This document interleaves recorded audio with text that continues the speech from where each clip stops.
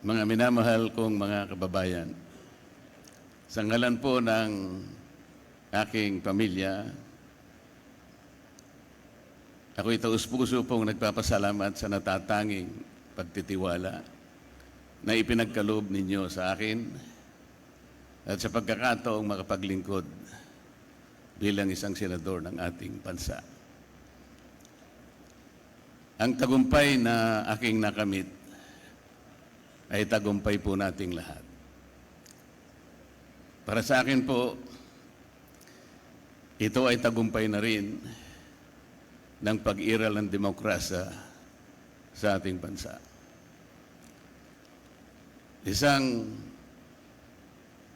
panibagong yugto na nangangailangan ng nagkakaisang pagkilos para sa kabutihan ng ating bansa.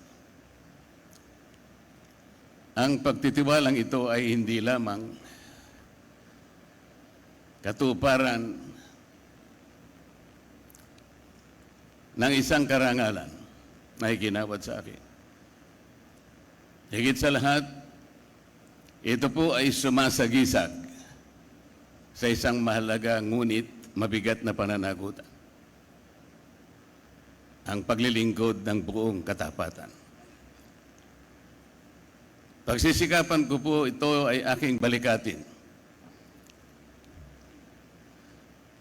hanggang sa aking mapatunayan sa inyong lahat na ako po ay karapat-dapat sa iginawad ninyong pagtitiwala.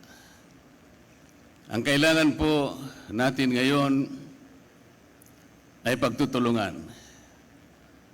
hindi hidwaan.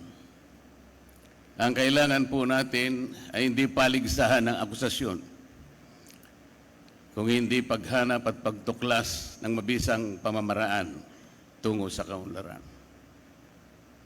Ang 6 na taon na ibinigay po ninyo sa akin ay hindi tungkol sa paggamit ng kapangyarihan, kundi sa pangingibabaw ng tapat na paglilingkod na inaasahan at inaasam ng ating mga kababayan.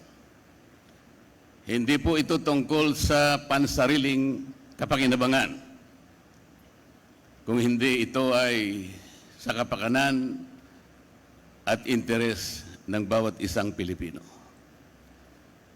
Maraming salamat, Chairman George, at sa buong kawani at mga opisyalis ng Komisyon ng Halalan. Maraming salamat po sa sakripisyo ng aking pamilya. Magandang hapon po sa ating lahat.